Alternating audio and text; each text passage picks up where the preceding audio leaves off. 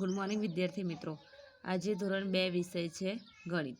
ગણિતની અંદર આપણે જોઈ રહ્યા છીએ પ્રકરણ 12, જેનું નામ છે આપો અને લો। તો આપણે આગળ સરવાળા, બરાબર, શું જોયું? સરવાળા જોઈ ગયા। જો મળે છે અહીંયા કેટલા મોતીની અંદર કેટલા મોતી ઉમેરીએ તો કુલ કેટલા મોતી થાય, એટલે કે સરવાળા કરીને આપણે જોયું। હવે અહીંયા આપે છે સીમર પાસે અહીંયા શું આપે છે? બાદબાકી આપી છે, તો અહીંયા બાદબાકીની કરવાની આપણે રહેશે। તો અહીંયા જુઓ, સીમર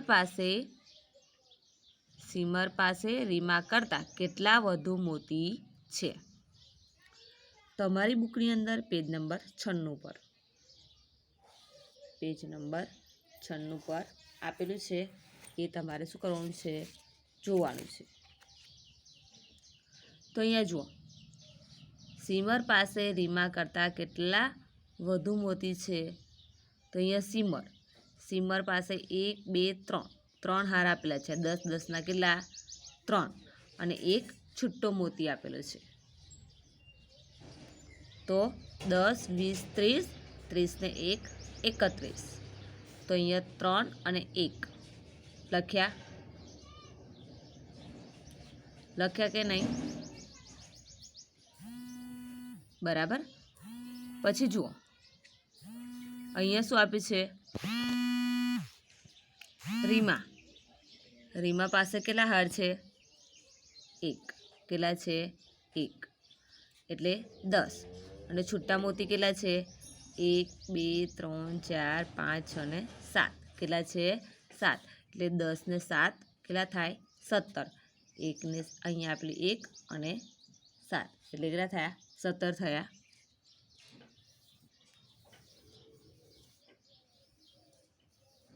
હવે જુઓ, અહીંયા એવું કહે છે કે તમે એક મોતીમાંથી 7 મોતી કેવી રીતે લેશો?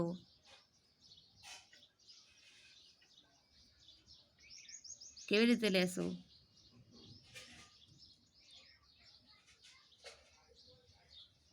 તો કેવી રીતે લેશો? જો અહીંયા આપ્યું છે કે સીમર પાસે 31 મોતી છે અને રીમા પાસે 17 છે, તો સીમરનો એક હાર છૂટો કરો। સીમરનો એક હારને છૂટો કરો।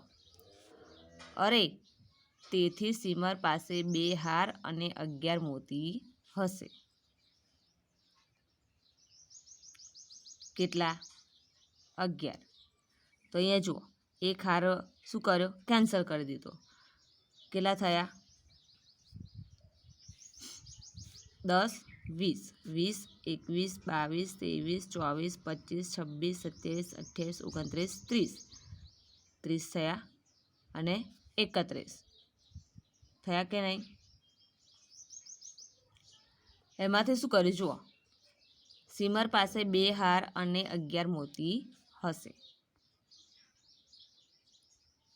હશે કે નહીં? છે, બરાબર। હવે જુઓ, યાદ રાખવા માટે હારના ખાનામાં હું 3 ઉપર ચેકો મારીશ અને હારના ખાનામાં 2 લખીશ। અહીંયા શું કર્યું? 3 હાર હતા, એમાં શું કર્યું? ચેકો માર્યો। અહીંયા શું કર્યું? 1 અહીંયા લીધો, એટલે કેટલા થયા? 10 દશક, બરાબર। દશક એટલે કે 10, 10 ને 1 11, 11 થયા। હવે જુઓ, 3 હતી એની જગ્યાએ કેટલા કર્યા? 2, અહીંયા 11 છે, તો 11માંથી 7 કાઢો। 11માંથી 7 શું કરવાના છે? આપણે બાદ કરવાના છે। તો 11માંથી 7 બાદ કરો તો કેટલા રહેશે?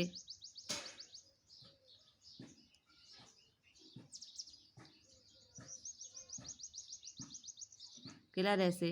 4, કેટલા રહેશે?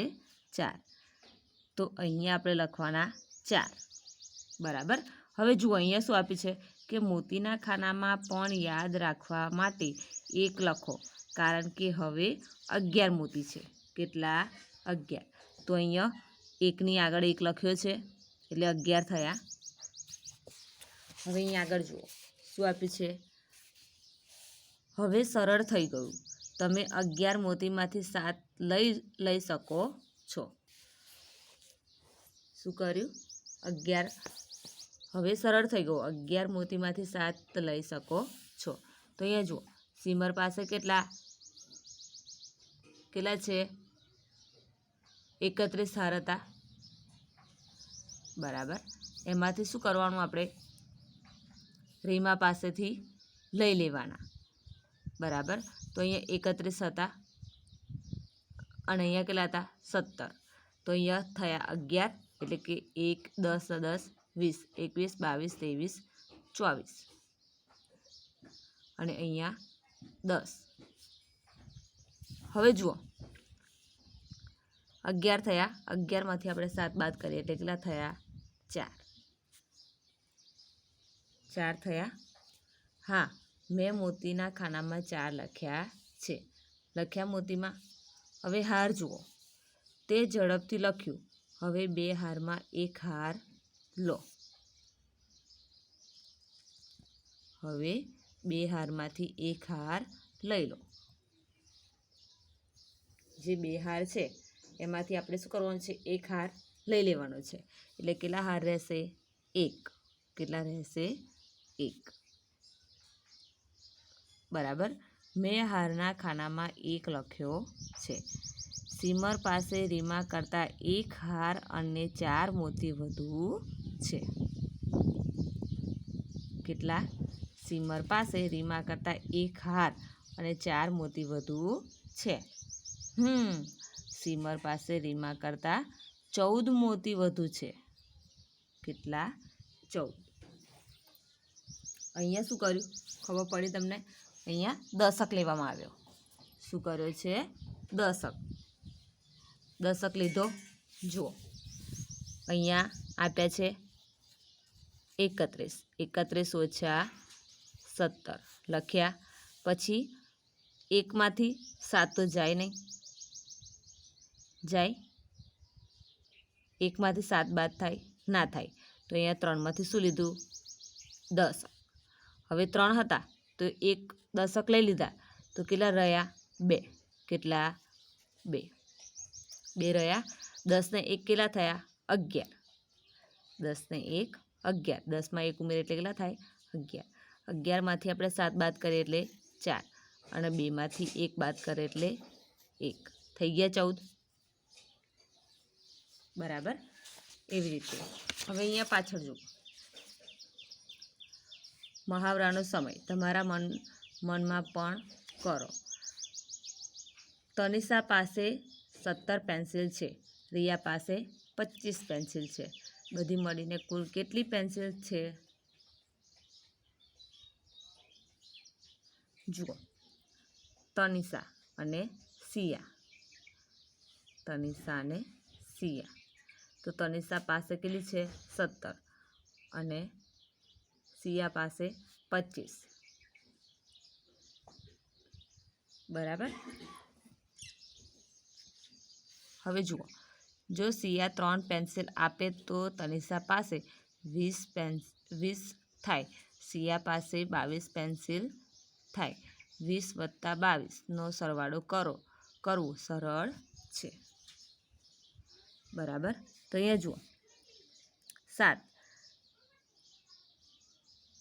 7 ને 5 કેટલા થાય? 7 ને 5 7 થી 8 9 10 11 12. તો અહીંયા 2 લખ્યા. અહીંયા વધી 1. 2 1 ને 1 2 ને 2 4. કેટલા થયા? કુલ 42 થયા. કેટલી પેન્સિલ થઈ? તનિષા અને સિયા પાસે કુલ 42 પેન્સિલ થઈ. કેટલી થઈ? 42. હવે અહીંયા જુઓ, મુનિઝાના વર્ગમાં 13 અંગ્રેજી વાર્તાની ચોપડી અને 22 હિન્દી વાર્તાની ચોપડી છે. કેટલી છે?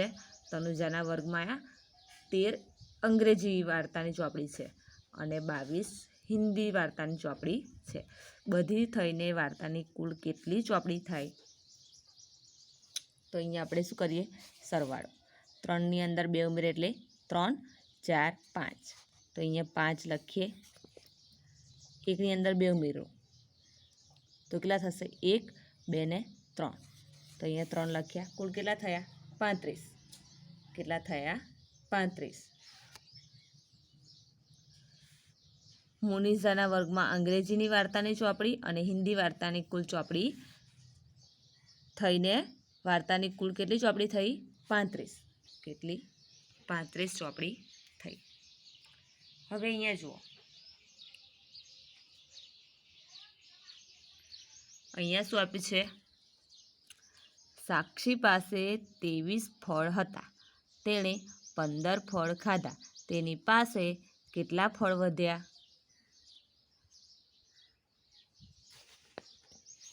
સાક્ષી પાસે કેટલા ફળ હતા? 23. કેટલા? 23. ખાધા કેટલા એને ફળ? 15. હવે તેની પાસે કેટલા ફળ વધ્યા? તો અહીંયા જુઓ, 23 અને 15 ખાધા.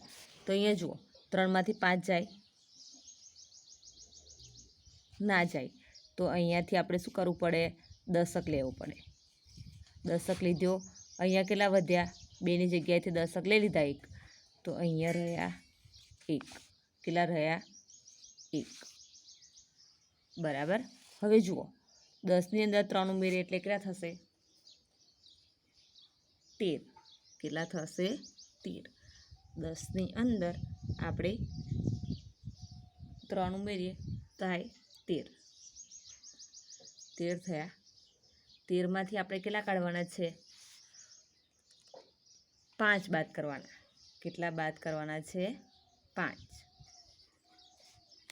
તો 13માંથી 5 બાદ કરીએ તો કેટલા વધે? તો કરો.